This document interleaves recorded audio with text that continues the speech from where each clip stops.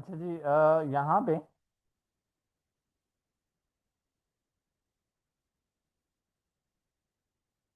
हम आते हैं। तो सबसे पहले अगर हम यहाँ पे देखें तो आपके पास, अच्छा ये हमने लास्ट क्लास में ये सारी चीज़ें देखी थी। अभी अब हम लास्ट हम एक और चीज़ें करते हैं।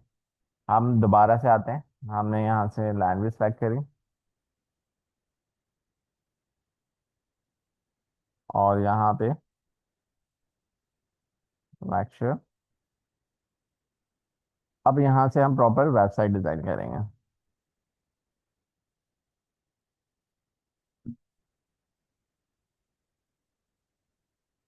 और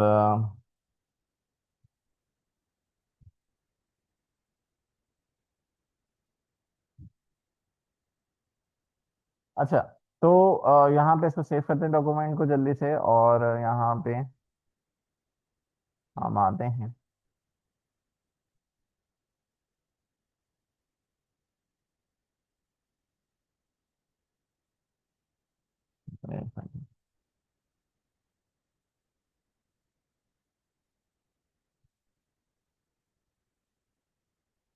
एक फाइल और बना लेते हैं।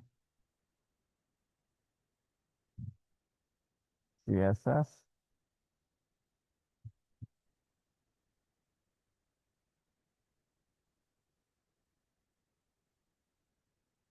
मेन के नाम से बनाते हैं, ठीक है। अच्छा, तो किसी भी वेबसाइट के अंदर सबसे पहले हमारे पास, अगर हमें सेमांटिक एलिमेंट, सेमांटिक टैग्स के बारे में मैंने आपको बताया हुआ है। सेमांटिक टैग्स, सेमांटिक टैग्स बताएं, हेडर में, सेक्शन, ये भी नहीं बताया। अच्छा देखो, सेमांटिक टैग्स होते हैं बेसिकली। सेमांटिक टैग्स क्या होते हैं, अगर मैं इसके बारे में बात करूं तो अगर आप यहाँ आते हैं,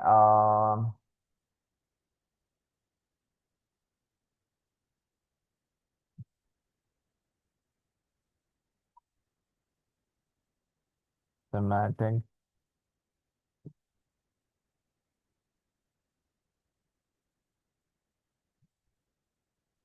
अच्छा भाई, सेमेंटिक टैग्स होते हैं जैसे कि एग्जांपल के तौर पे आपके पास बेसिकली ये प्री डिफाइंड होते हैं, ठीक है। हर जैसे कि हम डिव इस्तेमाल करते हैं, बेसिकली हमें डिवीजन लेनी होती है। तो इसलिए हम जो है वो डिव डिव के इस्तेमाल हम करते हैं। लेकिन अगर आप यहाँ पे देखो तो यहाँ पे आपके पास जो है वो हेडर है। हेडर बेसिकली रिप्रेजेंट करता है आपका जो स्टार्टिंग, यानी कि इंट्रोडक्टरी कंटेंट होता है, यानी कि आपके जो टॉप के ऊपर जो कंटेंट होता है, ठीक है। वो बेसिकली जो है वो हेड के अंदर, हेड के टैग के अंदर जो है वो आप लेते हैं। इसको किस तरीके से करते हैं, जिसमें आपके नैप बार भी आ जाता है, सोशल मीडिया भी आ जाता है, कुछ इमेजेस भी आ जाती हैं। तो ये आपका पार्ट होता है जो है वो हेडर का। नैप बार होती है आपके सेक्शंस की, जो आपकी नेविगेशन लिंक्स होते हैं, ठीक है। जो आपकी बार होती है नेविगेशन की, वो उसका जो टैग है वो आप नैप बार के हिसाब से बनाते हैं। फिर मेन जो होता है वो डोमिनेट कंटेंट होता है, जो आपका मेन कंटेंट होता है, जो कि आप हेडर के बाद वाला जितना काम होता है वो आप मेन के अंदर करते हैं। और आर्टिकल का टैग आप उस वक्त यूज करते हैं जहां पे आपको कोई ब्लॉग पोस्ट लिखना हो या न्यूज आर्टिकल लिखना हो, वहां पे आप जो है वो आर्टिकल का यूज कर सकते हैं। या आप दीगर जगहों पे भी यूज कर सकते हैं, जैसे कि कोई अगर आपको प्रोडक्ट कार्ड बनाना है, ठीक है, अगर आप यहाँ पर आते हो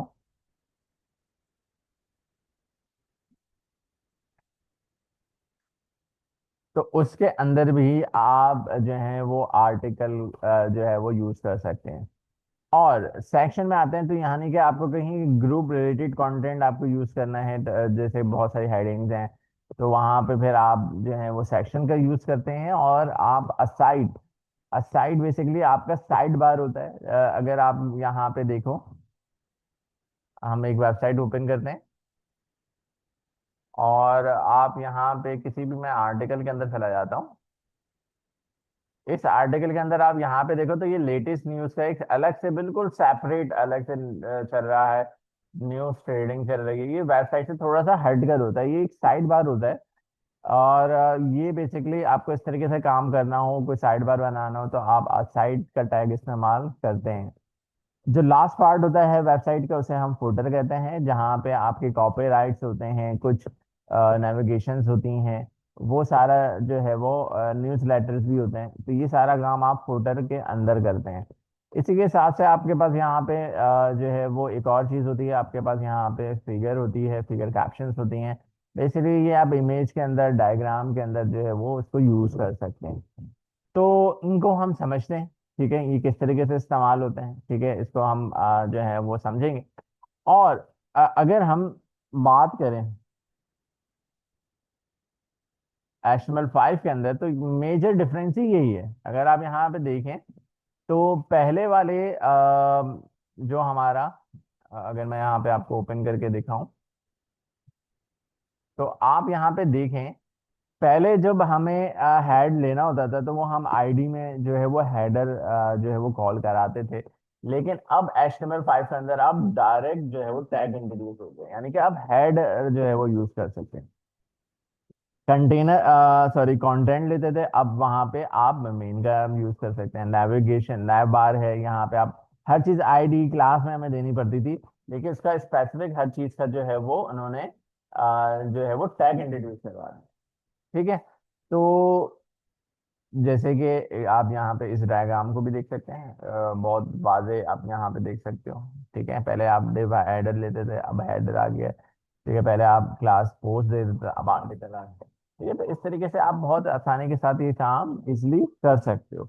तो सबसे पहले अगर आप यहाँ आते हैं तो आप पहले यहाँ पे हेडर का टैग ओपन करेंगे। ठीक है। अच्छा, हेडर के अंदर दो तीन चीजें होती हैं। पहली चीज होती है लोगो और नैव बार। अब लोगो बनाना है और नया बार बनाना है, तो उसके लिए अच्छा, सबसे पहले आपको एक साइज लेना है। वेबसाइट का जो है वो आप एक साइज लोगे, जिसे हम यहाँ पे कहते हैं कंटेनर या रैपर। ठीक है, कंटेनर या आप रैपर जो है उसको दोगे। क्यों कह रहा हूँ, जब आप कोई भी सॉफ्टवेयर अगर ओपन करते हैं, आप इलस्ट्रेटर खोलते हो, फोटोशॉप खोलते हो, तो एक साइज मेंशन करते हो, डायरेक्टली तो काम नहीं करते आप। तो उसके लिए आप हमेशा एक चीज याद रखें कि आपको यहाँ पे जो है वो सबसे पहले साइज मेंशन करना है। उसके लिए आप एक क्लास लेते हो, कंटेनर या रैपर, आप ले सकते हो। इन दोनों के नाम अलावा आप नहीं लोगे, क्योंकि फिर समझने में दिक्कत होती है, परेशानी होगी, तो फिर आप जो है वो मसला होगा। तो इसलिए हम यहाँ पे जो है वो कंटेनर मैंने यहाँ पे ले लिया। इसके बाद हमारे पास स्ट्रक्चर आएगा हेडर का। अच्छा, हेडर के अंदर लोगो आता है। अब लोगो का कोई टैग नहीं है यहाँ, तो उसको हम किस में लेंगे, क्लास में लेंगे। क्लास में क्यों लेंगे, क्योंकि अगर मुझे अबाउट में भी चाहिए, दूसरे दिगर पेजेस में चाहिए, तो सेम क्लास जो है वो कॉल हो जाएगी, तो इसलिए मैंने इसको जो है वो क्लास दे दी। उसके बाद आप बनाने जाते हो नैव। ठीक है। अब नैव के अंदर आप बनाते हैं अनऑर्डर लिस्ट। इसके अंदर आप आए, और इसके अंदर आने के बाद आपने LI खोला। ठीक है। और इसके अंदर अगर आपको लिंक लगाना है तो एंकर टैग लगाओगे। एंकर टैग में जो है वो पहला, अगर मेरा होम पेज है तो मैंने यहाँ पे लिख दिया होम। ठीक है, ये मेरे पास एक नैव बार हो गया। अब मैंने यहाँ पे Ctrl+C Ctrl+V कर दिया।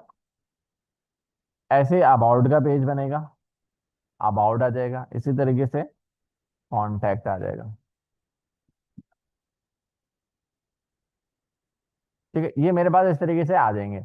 अच्छा, क्योंकि ये अभी पेजेस हैं नहीं, मौजूद नहीं है, तो मैं हैश लगाऊंगा। यहाँ पे मैं हैश के साथ इसको क्लोज। अगर आप यहाँ देखें तो आप यहाँ पे देखें कि नया बार हो गया, हेडर का आपने काम यहाँ पे जो है वो खत्म हो गया। यहाँ पे मैंने लिया एक मेन, और मेन के साथ साथ जो हम जो भी काम करेंगे, अभी तो हम सिर्फ मेन का टैग ले लिया, मेन के बाद हमने ले लिया फुटर का टैग। तो यहाँ तक अभी हमने इसको देख लिया। अगर मैं इसको आप प्रीव्यू करते हैं, तो अभी आपको कुछ भी नजर नहीं आएगा सिवाय नेविगेशन बार के। ठीक है। अब हम चीजें आहिस्ता आहिस्ता ग्रेजुअली चीजें हम सेट करेंगे। और अगर मैं यहाँ आऊँ, तो सबसे पहले मुझे क्या सेट करना है, कंटेनर। पहले तो हम CSS को लिंक करवाएंगे। और यहाँ आएंगे। पहले आपने करना है कंटेनर। कंटेनर की विद अभी आप वो रखोगे जो कि आपके पीसी की है। इसकी वजह क्या है मैं इंशाल्लाह नेक्स्ट क्लास में जो है बता दूंगा। तो 1920 आप मैं जो है इसकी रेवोल्यूशन रखूंगा। ये शायद पहले बताया है मैंने आपको ये। अच्छा 1920 ये जो है वो मैंने यहाँ पे रख दी।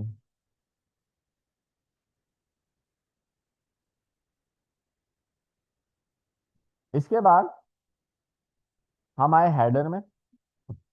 और हेडर में मैंने विद ले ली 100%। यूनिट्स के बारे में मैंने बताया था। अच्छा इसकी मैं हाइट ले लेता हूँ 500 पिक्सल्स। और अभी फिलहाल मैं यहाँ पे बैकग्राउंड कलर ले रहा हूँ समझाने के लिए कि आपको चीज़ें समझ में आ जाए। मैंने बैच कलर जो है वो इसके अंदर ले लिया। तो अभी आप यहाँ देखोगे तो कलर आपके पास इस तरीके से आ जाएगा। अच्छा स्टार्टिंग में गैप है, यहाँ पे गैप है। तो आपको क्या करना है। अच्छा एक चीज और है।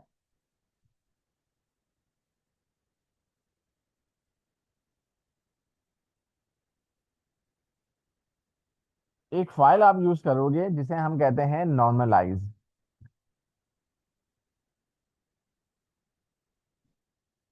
अच्छा ये क्या करता है बेसिकली। नॉर्मलाइज का इस्तेमाल जो है वो इसलिए है कि यहाँ पे इन्होंने कुछ स्टैंडर्ड बना दिया हर ब्राउजर के लिए।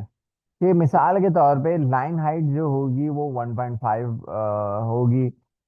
इसी तरीके से सेक्शन में जो है इन्होंने मार्जिन हटा दिए बॉडी में से जैसे कि अभी मैं क्या करता है कि बॉडी में मार्जिन 0 देता है। क्यों? क्योंकि यहाँ पे मुझे जो है वो गैप नजर आ रहा है। और हर ब्राउजर में जो है वो डिफरेंट डिफरेंट गैप नजर आते हैं। तो इसलिए जो है वो यहाँ पे जो है वो अब इसमें क्या होता है कि आप ये फाइल यूज करते हो ठीक है। तो आपके हर ब्राउजर के हिसाब से जो है वो सेम साइज की जो चीजें हैं वो नजर आती हैं। जैसे कि correct the font size and margin on H1 element with in section and article context and Chrome Firefox और सफारी। तो ये बेसिकली एक स्टैंडर्ड होता है जो कि हर ब्राउजर फिर इसी स्टैंडर्ड को जो है वो फिर फॉलो करना शुरू कर देता है। वरना बाय डिफॉल्ट जो है वो साइजेस में डिफरेंसेस आने शुरू हो जाते हैं। तो इस फाइल को मैंने कंट्रोल ए करा, कंट्रोल सी करा। और मैं यहाँ आके इस फाइल में आया। यहाँ आने के बाद मैंने CSS यूज करा और उसके अंदर मैंने ये पेस्ट कर दिया। कंट्रोल एस करा। अब इसका नाम क्या रखना है। नॉर्मलाइज।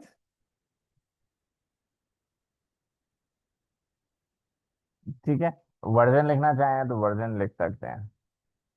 और आपने इसको करवा देना है सेव। अब इसका काम बस इसको बस आपको क्लोज कर देना है और बस सिर्फ लिंक कर देना है। अब जैसे ही आप लिंक करोगे। सॉरी मेन लगा दी मैंने।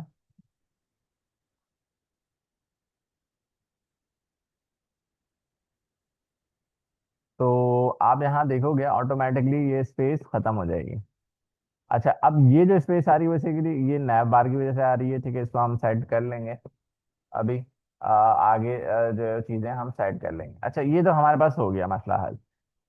इसके बाद अगर हम यहाँ देखें तो ये एक लोगो है। अब मेरे पास यहाँ पे एक लोगो होना चाहिए। तो मैं अभी सिर्फ और सिर्फ बॉक्स डाल रहा हूँ कि हम बॉक्स बना लें फिर हम पिक्चर भी यूज कर लेंगे बाद में। तो यहाँ आए मैंने यहाँ पे कहा विद। मैंने यहाँ पे कह दिया 25%। ठीक है। और हाइट मैंने यहाँ पे दे दी 80 पिक्सल। बैकग्राउंड कलर मैं अभी जो भी है वो हमने यहाँ पे दे दिया। तो अगर आप यहाँ देखें तो मेरे पास ये नैप बार के लिए एक जो है वो स्पेस जो है वो क्रिएट हो चुकी है। 25% बहुत ज़्यादा हो रहा है। मैं इसको जस्ट 25% इस तरफ है। इतना मेरे ख्याल में लोगों के लिए हमारे पास सही है। अच्छा, अब नए बार को हम पहले डिजाइन कर लेते हैं, फिर सेट कर लेंगे हम। इसके बाद हमारे पास नया बार आया, तो 100% में से कुछ हिस्सा मैंने, क्योंकि हेड के अंदर है, हेड जो है उसको कितना दिया हुआ है, 100% दिया हुआ है। 100% में से जो है वो 15% लोगों ने ले लिया, ठीक है। और बाकी कितना बचा, 85 बचा। तो इसको मैंने कह दिया 85%।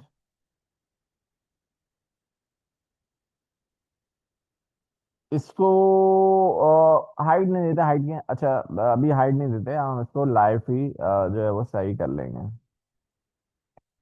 अच्छा, अब नए बार को हम पूरा डिजाइन कर रहे हैं ना, ठीक है, नए बार को हम डिजाइन कर रहे हैं। तो अभी आपको कोई डिफरेंसेस नजर नहीं आएंगे, चलें कलर भी कर देते हैं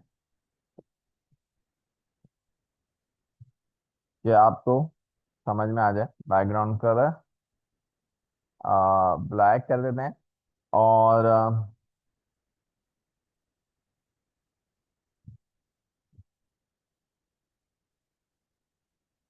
तो ये आपके पास ब्लैक कलर आ रहा है, क्योंकि 80% तो हमने दे दिया है, 80% हमने दे दिया है, क्योंकि वो अभी उस रॉ के अंदर नहीं आया, तो वो अभी जो है वो फुल ही आपको शो करवा रहा है। अगर आप यहाँ देखें, सॉरी, अच्छा ये यहाँ तक है, तो 85 तो ओके इनफ है, ठीक है, सही सही शो कर रहा है। अच्छा, अब यहाँ आते हैं। असल में हमने जूम ज्यादा करा हुआ है, 100% कर देंगे तो ये आपको प्रॉपर नजर आएगा इस तरीके से, ठीक है। अच्छा भाई, अब आगे देखते हैं। अब अगर आप यहाँ देखें, तो ये भी मेरे पास काम हो गया। अब आए नैव बार यूएल में। इसमें सबसे पहले आपको मार्जिन जो है वो जीरो करना है, यानी कि जितनी भी स्पेसिंग्स हैं, जो भी एक्स्ट्रा अगर स्पेसिंग्स आ रही हैं, उनको आपको खत्म कर देना है। तो स्पेस जो है वो खत्म हो गई। फिर उसके बाद नैव बार यूएल एल आई। मैं स्टेप बाय स्टेप चल रहा हूँ, देखो। पहले मैंने इसको सेट करा, हेडर को सेट करा, लोगों को सेट करा, नया बार में आया, पहले नया बार को स्टाइलिंग करी, फिर नए बार के यूआरएल को स्टाइल करा, और नए बार यूआरएल के एलआई को सेट कर रहा हूँ। तो आपको भी इसी तरीके से स्टेप बाय स्टेप चलना है, ठीक है। अच्छा, अगर आप यहाँ पे देखें, तो अभी जो मेरे पास नया बार आ रही है वो कुछ इस तरीके से जो है वो नजर आ रही है। मैं चाहता हूँ इनलाइन नजर आए, तो उसके लिए मैं यहाँ पे डिस्प्ले, अगर मैं यहाँ पे फ्लेक्स कर दूं, तो यहाँ आप देखेंगे अभी कुछ भी चेंज नहीं हुआ। और अगर मैं इसको, अगर आप यहाँ तो आपने देखा कि आप पेरेंट में लगाओगे तो वो डिस्प्ले प्रॉपर्टी काम करना शुरू कर देती है, तो मैंने इसके प्रॉपर्टी में लगा दिया, तो ये देखें अलाइन हो गया। इसके बाद जो फाउंड एक हम, क्योंकि बहुत छोटा नजर आ रहा है, फॉन्ट साइज दे देते हैं पीएम। तो आप देख सकते हैं कि इस तरीके से बड़ा नजर आपको आना शुरू हो गया। इसके बाद अच्छा, 80 नहीं रखते, 80 बहुत ज्यादा हो रहा है, बहुत जो है, इसको हम इनफ रख देते हैं, बस 50 कर देते हैं, काफी है, ठीक है, इतने हमारे पास सही है। अच्छा, अब मैं ये चाह रहा हूँ कि यहाँ पे टेक्स्ट डेकोरेशन, अच्छा सॉरी, इसके अंदर मैं थोड़े से पैडिंग दूंगा। पैडिंग हम अंदर की स्पेसिंग्स को कहते हैं। तो मैंने यहाँ से कहा टॉप टू बॉटम, पहली वैल्यू आपकी क्या होती है, टॉप टू बॉटम। मैंने यहाँ पे 10 पिक्सल दिया, और सेकंड वैल्यू होती है लेफ्ट टू राइट। तो आप यहाँ पे देखोगे कि मेरे पास इस तरीके से स्पेस क्रिएट हो जाएगी, top to bottom, left to right. ये भी बेहतर हो गया। इसके बाद nav bar U L L I का ए, मैंने कहा टेक्स्ट डेकोरेशन नन। तो जो मेरे पास डैशेस आ रहे थे वो खत्म हो गए। मैंने यहाँ पे एग्जाम्पल के तौर पे अभी कलर ले लेते हैं, एलएच ब्लू ले लेते हैं अभी फिलहाल। आप यहाँ पे देखोगे कलर भी चेंज हो चुका है। अब इसको उठाना है, यहाँ पे रखना। उसके लिए आप यहाँ पे क्या करोगे, सबसे पहले मैं यहाँ पे कंटेनर में आऊंगा और डिस्प्ले फ्लैक्स लगा दूंगा। अच्छा, अब मैं फ्लैक्स लगा दूंगा तो मेरा सारा लेआउट अभी जो है वो कुछ भी काम यहाँ पे नहीं कर रहा। और बाय डिफॉल्ट मैं इसकी जो फ्लैक्स डायरेक्शन जो है वो मैं यहाँ पे कर दूंगा कॉलम। ठीक है, कंटेनर हमेशा आपका जो है वो कॉलम में ही चलेगा। और अब मैं हेडर में आता हूँ, यहाँ पे मैंने डिस्प्ले लगाया फ्लैक्स।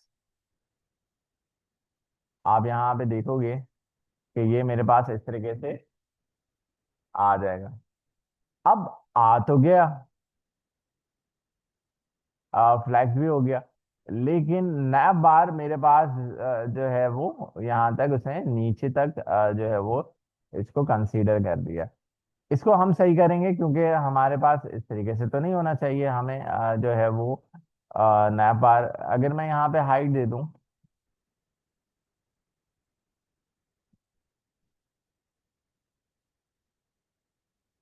तो आपके पास ये पूरा इस तरीके से आ जाएगा। ठीक है जी। अब अगर मुझे इस बॉक्स के हिसाब से यहां से इसको सेंटर में कर, ठीक है, तो मैं कैसे करूंगा, और इस नैफ बार को उठा के मुझे यहाँ पे चाहिए। ठीक है, तो उसके लिए मैं यहाँ पे जो है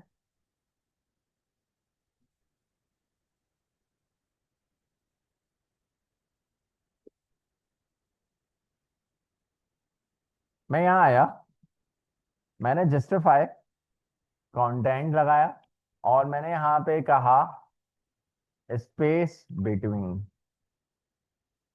तो यहाँ पे ये अलग हो गया और ये अलग हो गया। कितना आसान हो गया मेरा ये कंटेंट मैनेज करना, आसान हो गया।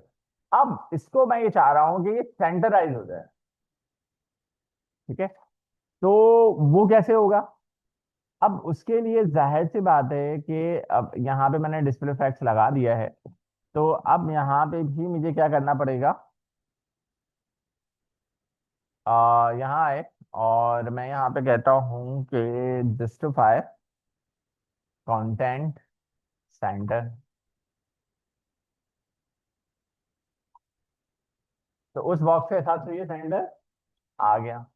और इसको अब मैं यहाँ पे कहता हूँ कि भाई वर्टिकल भी सेंटर हो जाए।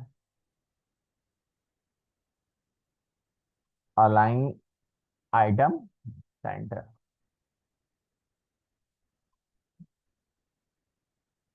नहीं हुआ। अगर आप यहाँ देखो तो ये मेरे पास यहाँ पे जो है वो अलाइन आइटम जो है सेंटर इसलिए नहीं हुआ इस प्रॉपर्टी के ऊपर, यहाँ पे इसलिए यूज नहीं हुआ क्योंकि इसको हाइट नहीं मिल रही कि हाइट कितनी है। तो अगर मैं ये चीज तीनों चीजें डिटेक्ट करके मैं अगर ये नैप बार में लगा दूं तो हाइट भी और वेट भी है। तो अच्छा, अब प्रॉब्लम क्या आ रही है, वो जो है वो मेरा सारा बिगड़ गया होम अबाउट और इस तरीके से आ रहा है। तो उसके लिए अब ये तो प्रॉब्लम हो गया। ठीक है, अगर मैं यहाँ पे इसको हटाता हूँ, ठीक है, तो अब जाहिर सी बात है कि यहाँ पे आपके पास ये इस तरीके से आ रहा है। और वो इसलिए आ रहा है क्योंकि जाहिर सी बात है कि मैंने यहाँ पे वो तो यूआरएल के अंदर मुझे यहाँ पे आपको फिर एक और चीज़ करनी पड़ेगी, डिस्प्ले फ्लैक्स आपको यहाँ पे भी लगाना पड़ेगा। तो ये आपका मसला हल हो जाएगा। और यहाँ पे अलाइन आइटम सेंटर कर दोगे तो ये इस तरीके से आ जाएगा। ठीक है, क्लियर, बात समझ में आई है। आज के लिए यहीं तक रखेंगे, ठीक है इंशाल्लाह। हम आगे जो है वो इसके अंदर पिक्चर भी लगाएंगे, और इसके अंदर हम जो है वो हेडिंग्स भी देंगे। इसके इंशाल्लाह मजीद काम जो है वो नेक्स्ट क्लास में कंटिन्यू करेंगे।